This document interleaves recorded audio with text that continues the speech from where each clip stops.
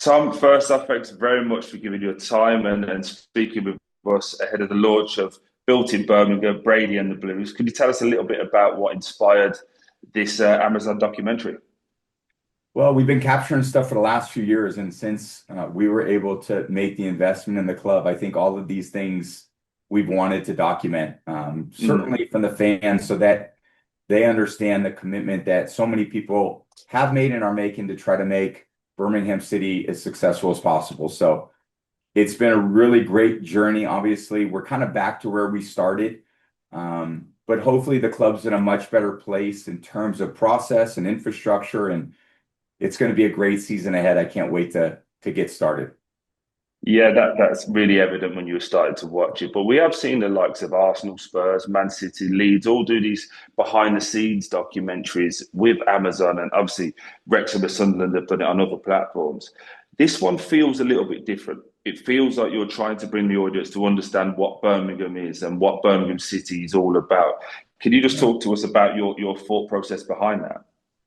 Well, that's the creative team behind the project that really understands what Birmingham is all about. Mm. And I think when you see the contributions from a lot of people that are in the dock, certainly someone like Stephen Knight, he's got a great understanding of what this city and culture really is. And I think there's an edge to it. I think it Mm. brings out kind of the heart and the values of the community, of what the supporters really are, how much they believe in the club. And I think it's a great opportunity for us to all go out there and continue to build on what's happened the last few years. We really have great ambition, and it's great that the fans get an inside look into what we're doing. Yeah, and as someone that's from Birmingham and used to be a captain of Birmingham City, I can 100% attest to that. It's really captured what the grittiness of the city. One thing I wanted to ask you about your time there. We see you fly in and out, and it feels like every time you come in, you reference Cincinnati as a place you like to go, hardworking. What was it like for you first landing in Birmingham? Because it is a bit of a grimy city, as we like to call it, a bit of a working man city. Yeah, and I appreciate that. Look, I always feel like, that's the heart and soul of a lot of these countries is the people that, are working every day to try to transform this city and community and to build on what the city is all about. And that's what Mm. Birmingham is. It's a tough, hard-nosed place, and it's got a lot of people there that, work their tail off to make the community a bit better every single day. And there's Mm. a lot of pride in the city. There's a lot of great values. And this club represents all those things. It's going into its Hmm. 150th year. There's incredible support. We saw that last year as the team did so successfully on the pitch. There were more and more supporters every single week, not only just in the stands, but also involving themselves in the Hmm. conversation around the club. So whether it be blogs or whether it be interviews, whether it be Instagram followers, whether it be tweets, there's been a lot of community engagement, and that's what this sport's all been all about.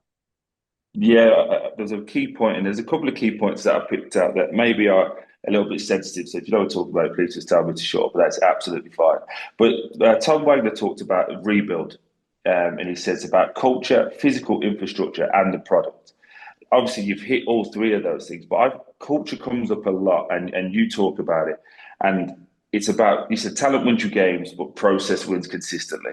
And I just thought that was really, really to Birmingham City fans who have suffered for nearly 15 years. Can you just talk to what you consider as culture and how you make that happen? Yeah, and I think about this a lot, certainly. The process for improvement is ultimately how you create a winning environment and sustain it over a period of time. If you Hmm. have the right processes for success and you lose, you could be a bit unlucky. If you have Hmm. the wrong processes and you win, to me, you're a bit lucky. Yeah. The goal is to think about the processes and how do we create an environment for the players, the staff, the entire organization to be successful? What are the Hmm. values that we can instill in this club that are sustainable for winning? And I Hmm. think you have to find people that have those values, bring them into the organization, allow them on a daily basis to work hard and make decisions that are in pursuit of what you're trying to accomplish.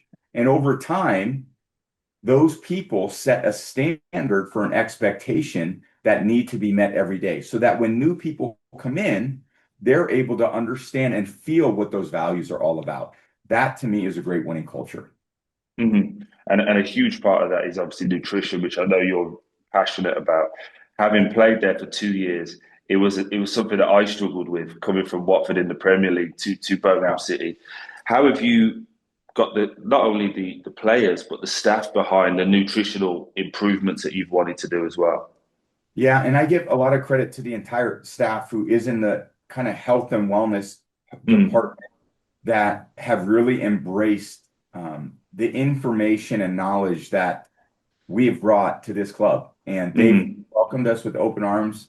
My best friend, Alex Guerrero's very involved in everything that goes on in the club, injuries, rehab. There's people on the ground, the head of the training staff. Everyone plays an integral role in the success of this club, and mm, everyone has invested their time and energy to doing the best they could do. So a lot of it is always learning and it's growth and it's mm. people coming in with new ideas, and these ideas can translate into doing things new ways with better process to create better outcomes. And that's what it's all about for us. Yeah, it's a key point I've written down on my notes, and I just wanted to add, just to add on that. You seem to really understand people. That seems like a trait that you get. You understand people. How difficult is it to get? They say you can't get teach an old dog new tricks, but that's kind of what you've had to do, right? You've had to change the information that fans are getting, that staff are getting. How has your people skills been able to transform that? Well, I've again for a lot of years when you're in a locker room, Mm, and I was 23 years professionally in a locker room. I was 5 years in college, 28 years, 4 years in high school, 32 years of being in a locker room. I've been around people from all over the country, different ages, different races, different mm, ethnicities, different parts of the country, different cultures, and you got to find ways to relate to everybody. It's mm, never just one way, and I think you have to open yourself up to be vulnerable to people. I think you have to deeply care about other people, and you have to find things that, I always think relationships are about relatability and your ability to relate to other people. It's not mm, their ability to relate to you. It's like being a parent. If you want to relate to your children, you better go find the things that they like talking about, things that mm. they like doing. You can't ask a child, hey, come, pay attention to what I like. Yeah. You're not going to have a very good relationship with your children. So you got to go and open yourself to other people and say, how can I embrace the things that you enjoy? And I think when you do Mm. that on a bigger scale, certainly when you relate it to a football team, you've got to open yourself up to that. And how can we help you be successful? What are the things that are important to you? And then you do your best to provide that within reason, like I said, Hmm. in pursuit of trying to win. Yeah, there was a key point for me in episode one. You visit with your friends. You go to the training ground and you meet Wayne Rooney. And when you leave, you talk about you're not sure of Wayne Rooney's work ethic. Like you kind of question that, and I think it's really interesting because you've worked with Bill Belichick, obviously, who's one of the greatest of all time. So I just wondered what was your learning and your understanding of that as to what gave you those feelings, and then secondly, why did you wait so long to then make the changes as a team if that's what you felt from that first meeting? Well, at different times, you always want to give people opportunities to succeed. Mm, And I have tremendous amount of respect for Wayne and what he yeah, accomplished. He's one of the greatest players that's ever been on a pitch. yeah, And at the same time, I have very high expectations for what leadership looks like. And I really felt like in the time that I had that, we have to give everything we can to the players in terms of our time and energy and our commitment to seeing them succeed. mm, And we found that in Chris in our second season, who's done an incredible job as manager. He's been a great leader for the organization, and I'm very excited to see how he continues to build on what he's already accomplished last season going into New Year, because the reality is this year is very different. And two yeah, years ago was very different from last year. This year is going to be very different from last year. And the work to accomplish what we're trying to accomplish is all about what you're doing today, not about what you did 2 years ago or 5 years ago. It's about what you do today and moving forward every single day. Yeah, just on that, looking forward. I've been given my 2 minute warning. Don't worry. Birmingham City versus Ipswich is the first game live on talkSPORT. I'm going to be there. What is the expectation for this season? As you say, anticipation's changed. This documentary will then add fuel to that fire now. So, what is the expectation for this season? Well, I want these players to know that they have all the support they need for them to go out there and accomplish their goals. Certainly, the only people that really can get things done are the people that are within that locker room. Yeah. And the staff and those players, they're the ones that are going to decide the fate of this season. It's our job and opportunity to help solve problems for them and to put them in a great position to succeed. So it's not going to be anything I say here in late July that matters. It's going to be about what they do when they show up to training, how they recover, how they eat, the individual choices they make, whether they win or lose. Do we learn from our mistakes? Do we show up the next day with a competitive attitude to be successful? Does the manager continue to think and study different tactics week in and week out? Because every week is something different. You're going against different teams that have different strengths and weaknesses. And then ultimately, can those players go out and execute under pressure? Mhm. And that's what we're trying to find. And the people that are doing that, they're going to be in this club for a long time. And the ones that aren't, they're going to have to find other places. And that's the reality of sports. That's what I realized as a sportsman. You got to show up every day with a great attitude to be successful. And if you don't, there's other people that are there that are trying to take your job. And if you have ambition to play at the highest level, the competition is within yourself. It's about what you bring to the table. It's not about what someone else does. If you show up every day with a great winning competitive attitude and you're willing to do whatever it takes to make the team successful, I promise you there's going to be a place for you.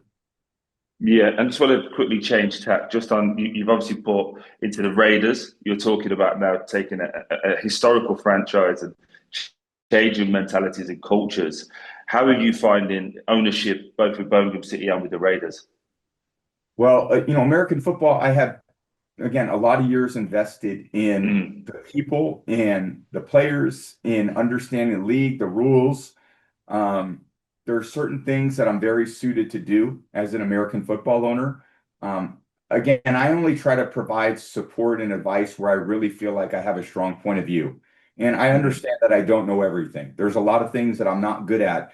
And I allow other people to be successful in those areas. And we try to support them just like a great team. So there's Mhm. no player that has strengths in every area. We have to surround each other with a group of people that allow us to all be successful. That's what makes a great team.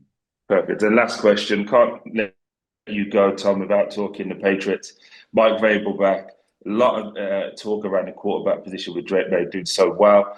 How do you think that they're going to do moving forward? And what would you like to see as a step forward as it was a difficult season last year?